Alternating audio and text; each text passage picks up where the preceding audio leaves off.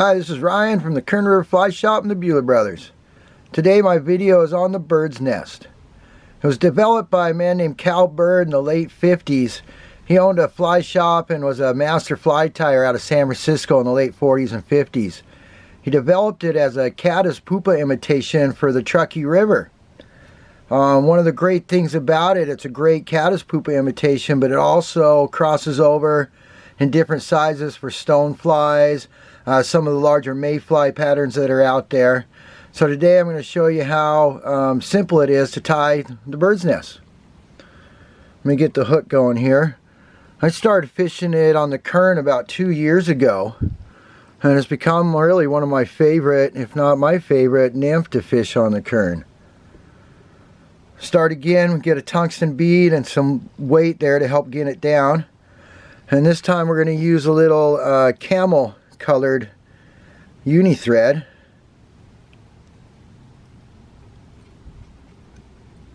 Get that going, do a few wraps over that weight, cover it up a little bit.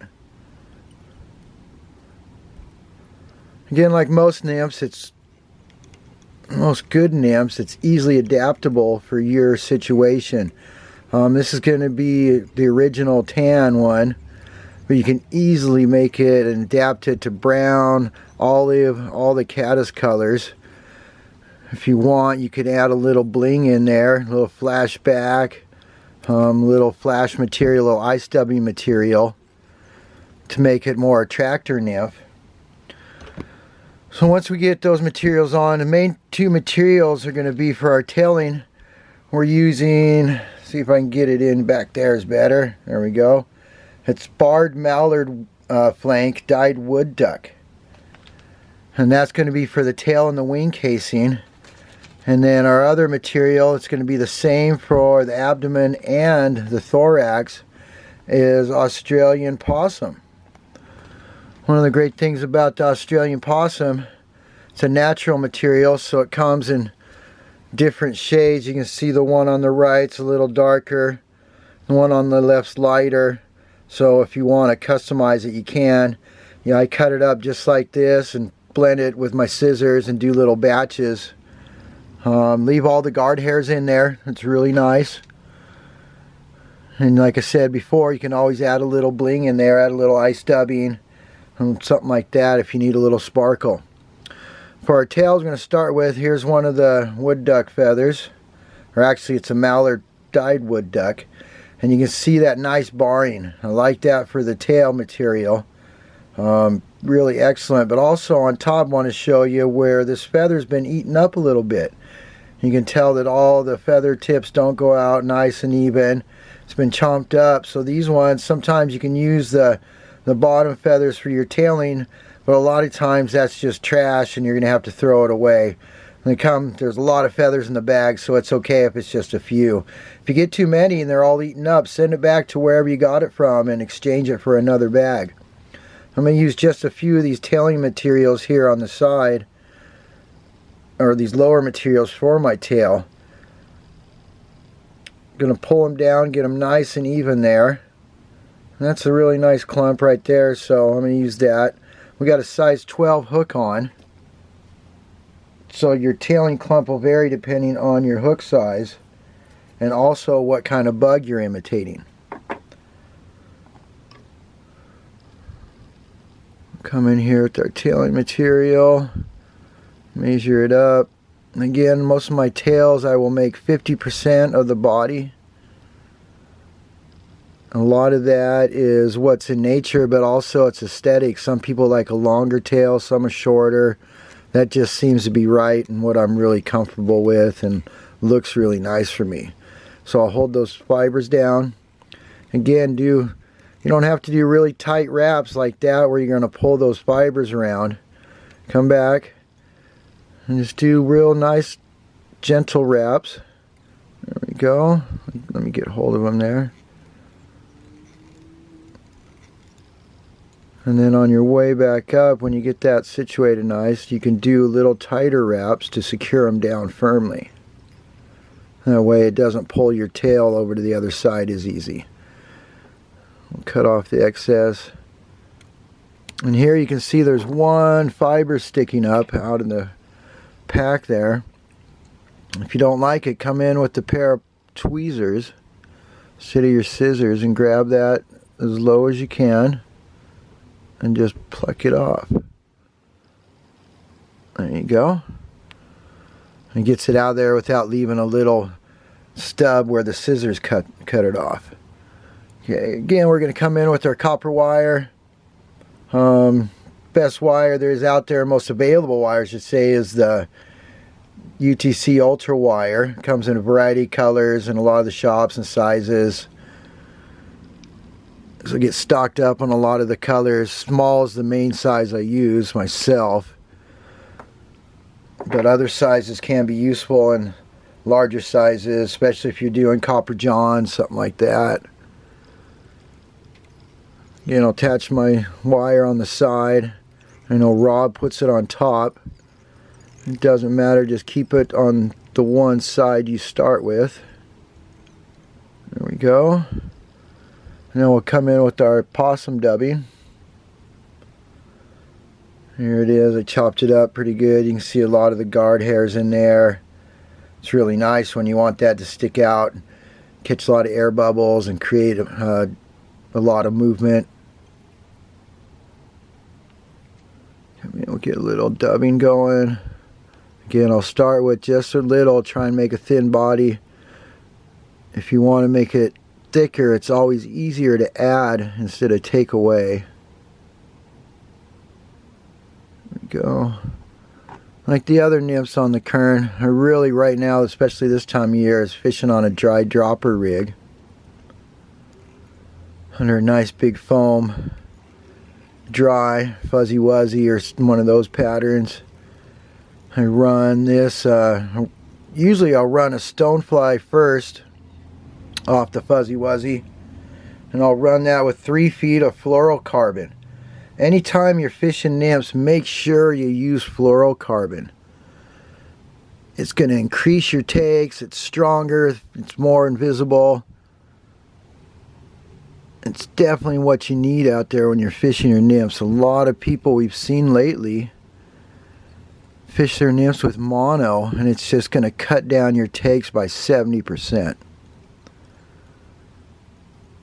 So I'll run this down with, I like to use just 8-pound fluoro from the fuzzy wuzzy down to my first nymph, and I'll run a bigger stonefly, and depending on the depth of the water, from there I'll do it anywhere from a foot trailer off that up to 2 feet, and I'll run it down to one of my smaller nymphs, and lately it's been a Birdsnest. It's what I used in the California Fly Fishing Open and got most of my fish on. And the next day my daughter Savannah also got a lot of fish, or most of her fish on it. So once we get that dubbing up, we're going to bring our copper wire, counter wrap it. Nice spiral wraps. Try and make them evenly spaced.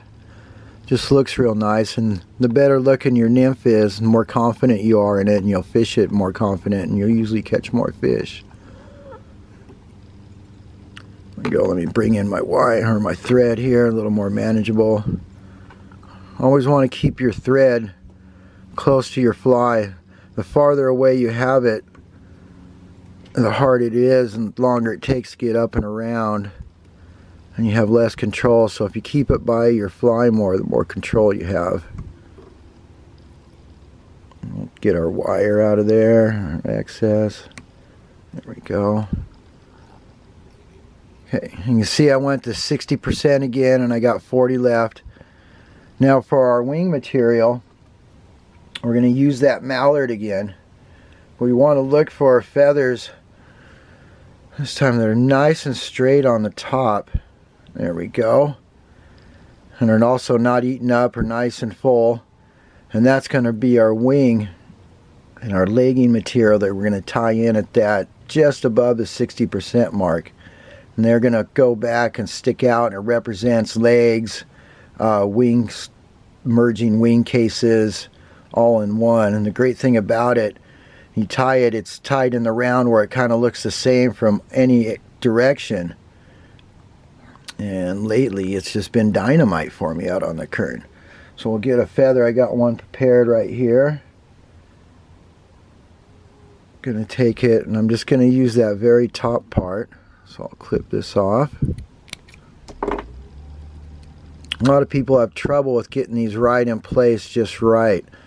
A little tip is, don't worry, eventually we want the tips of the feather to be right at the end of the abdomen or just up from it just a little bit. So put it just a little bit longer, stick that whole feather right on top.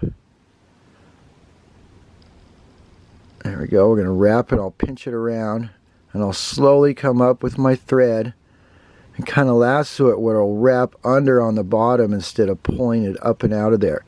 Super loose wraps, 2 of them. That's all you need, loose. Then you're going to come up and we're going to grab the tip of the feather. I always like to have my hands resting on my other hand. I'm going to slowly pull that up into position. There we go, right there. Then I'll come in, pinch those feather tips again, right where they're in place. I like them. Now I'll come in and as I go, I'll start tightening up my wraps to secure it. It's easier to slide it into place than to put it right perfect, and then when you tighten down it moves all the fibers out of the way.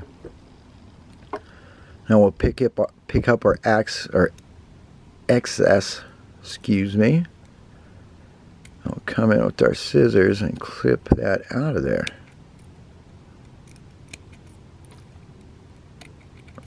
There we go. We'll do some thread wraps to cover up those tips.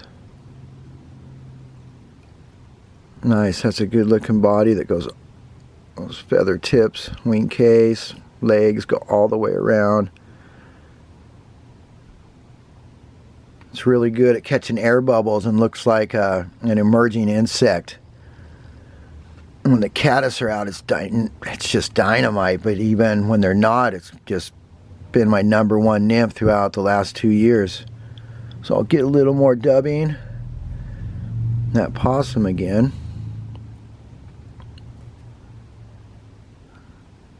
Let me get it put on there some. With that tungsten bead and weight, I haven't been adding any excess weight with the flows right now in the kern. But if the flows were a little stronger, you could always put a split shot on your rig or 2 to get it down. But lately the flows have been so nice that all you need is that tungsten bead and a little added weight in there. Okay, we'll come right up, do a few wraps at the end to get it nice and secured in there. Oh, sorry about that, folks. Okay, we're going to do a half hitch. You can do a whip finish if that's what you like. I like to do 2 of these. I'll pull my thread back and forth, make sure it locks down real nice. And there we go. Really easy to tie, dynamite nymph anywhere in the Sierras. Like I said, it was developed for the Truckee, so it's fabulous up there, but just amazing on the kern. And it's one of those old nymphs that get forgotten about. And it's not because they don't catch fish, it's just so many new ones come along. We get hooked into fishing the new ones. So don't forget about those old ones and pull a few out, tie up a few of those older patterns. You'll be amazed how well they work. Especially with the addition of one of the new tungsten beads in the color. One of my next upcoming videos, I'll go over more of the tungsten beads and the colors, why Rob and I pick what colors, what variations we like to tie with those colors and why. So look forward to that in the next week or 2. Thanks for watching. See you later.